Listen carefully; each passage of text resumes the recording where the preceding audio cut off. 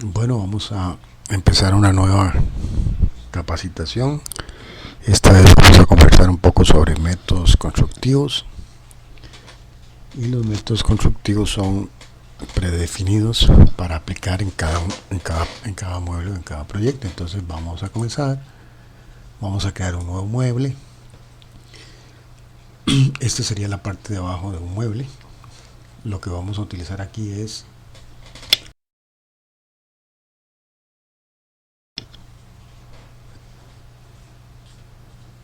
uno de los métodos constructivos. ¿Ok?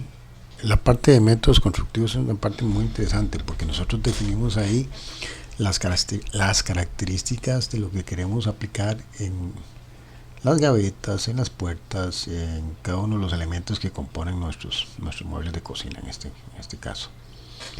Y dependiendo de los métodos y los submétodos que apliquemos, van a estar predefinidas algunas de esas características cuando creamos esos componentes o cuando los diseñamos. Entonces en este momento vamos a crear un método vamos a utilizar un método que se llama cocina económica 2. Esta cocina tiene la particularidad de que fue hecha con melamina blanca de 1.6. Estamos usando centímetros, entonces hablando de 16 milímetros. Y vamos a crear algo muy genérico. Vamos a ponerle gavetas y vamos a ponerle puertas utilizando los métodos que ya predefinimos para cada uno de estos componentes. Entonces vamos a hacer una vista rápida de nuestro cajón, de la parte de abajo, construir melamina blanca 16 milímetros, y vamos a crear algunos elementos complementarios como las gavetas y las puertas aplicando los métodos. Entonces vamos a añadir un estante, distancia del techo unos 20 centímetros. Vamos a crear por aquí unas gavetas. Vamos a crear por aquí unos montantes. Vamos a abrir dos montantes proporcionales. Vamos a añadir por aquí otros montantes igual proporcionales en la parte de abajo. ¿Okay? Hasta aquí vamos bien. Estamos haciendo algo muy genérico. Sin embargo, aquí ya estamos utilizando algunos materiales que habíamos predefinido en el método de fabricación, como es el caso de la melamina blanca. Usar melamina blanca es de las más baratas y la combinación con colores que resalten hacen que se vean bien los muebles. Bueno, ese es mi punto de vista. Ahora vamos a agregar aquí un cajón. Los cajones que tenemos aquí definidos como sus métodos de fabricación es este tipo de cajón y este tipo de cajón. En la descripción uno trata de poner siempre un poquito, ¿verdad?, de lo que se trata el cajón, pero bueno, aquí lo que define es que el fondo es de 3 milímetros. Entonces vamos a utilizar ese cajón aquí. Vamos a utilizar aquí a modo de ejemplo otro cajón, 3 milímetros, otro tipo de cajón. Ve que se formaron cajones diferentes. Vamos a usar aquí otro cajón, el primero que usamos, porque solo hemos definido estos métodos en este momento, que son los más comunes, y lo vamos a poner aquí. Ahora vamos a ver cómo se construyeron estos cajones, cómo se integraron y por qué estamos viendo y aplicando este submétodo de fabricación. Okay. En este caso son cajones que ya se habían predefinido. Yo pongo casi siempre aquí una ranura. La ranura pasa sobre la pieza final, siempre es más corta, y se clava o se grapa contra esta parte de aquí. Ok. Ahora lo importante aquí es el tema de los submétodos, que es lo que estamos aplicando aquí.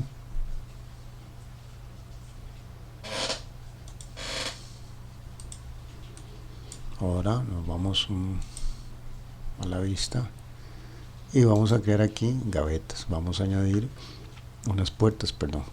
Vamos a añadir puertas. Igual vamos a utilizar un submétodo que ya está predefinido.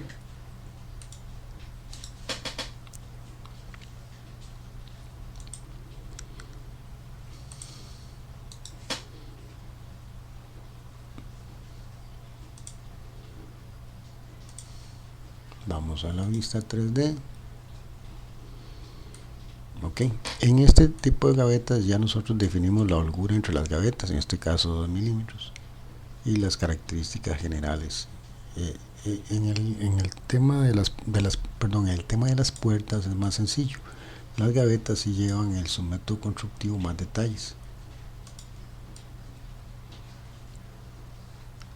Por ejemplo, se definía en el método subcontractivo que aquí, en el submétodo constructivo se definió que aquí estuvieran ya estas gavetas con la chapeta, ¿verdad? O la tapeta, estas tiritas que ponemos sobre los cantos. En algunos países le llaman chapeta, otros le llaman tapeta, nosotros le llamamos aquí chapetas. Esto ya está predefinido, por eso las gavetas cuando se acoplaron o se pusieron en el mueble ya traían esas características, igual que la distancia. En este caso la distancia de los laterales para los rieles son de 13 milímetros, 1 centímetro y 3 milímetros, porque de los tipos que estamos utilizando esa es la medida. A mí me está funcionando muy bien ese tipo. Por supuesto que en ese es un método de fabricación de los cajones, ustedes definen si en el caso de que esas herramientas o esos accesorios tuvieran anchos diferentes, pues ustedes utilizan el que ustedes necesitan. Entonces, bueno, en resumen, utilizamos un método de fabricación para un mueble específico y utilizamos sus métodos de fabricación que están predefinidos ya en las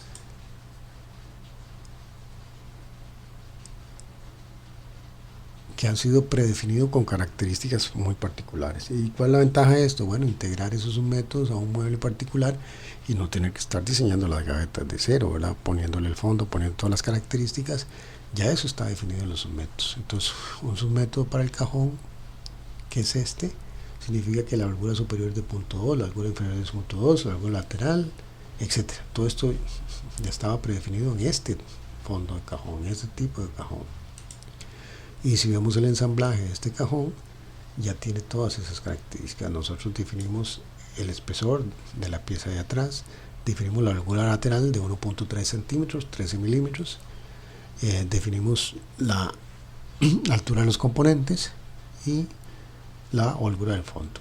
Yo nunca dejo las gavetas pegando hasta el final, creo que nadie. Entonces esto lo que hacemos es variar estas holguras, las manejamos de 3, 4 centímetros, eso es a gusto y diseño de ustedes. Pero lo importante es que este submétodo ya está definido ahí con estas características, igual que este submétodo está definido aquí con estas características, igual que podríamos tomar otros tipos de submétodos y ver que están con características diferentes. Veamos la holgura superior, inferior, lateral, 0.2, el trazo 0.3, en este caso 0.3, 0.3, 0.3.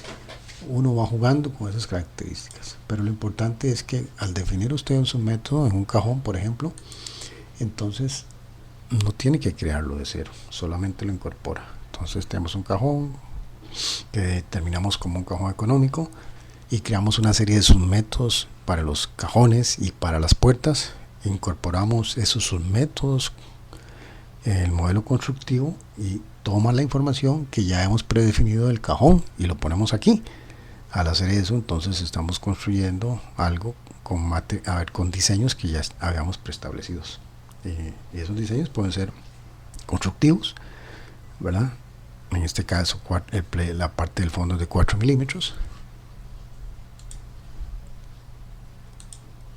En el caso de este material de aquí, ¿verdad? Definimos un Wenge de 0.03, pero también pueden ser características más de tipo constructivo o de tipo de materiales. Aquí podemos utilizar otro tipo de material, pero eso lo tendríamos que hacer de uno en uno, mientras que si hemos definido un método constructivo, pues ya eso queda incorporado en el mueble original, en el mueble que estamos diseñando desde el principio.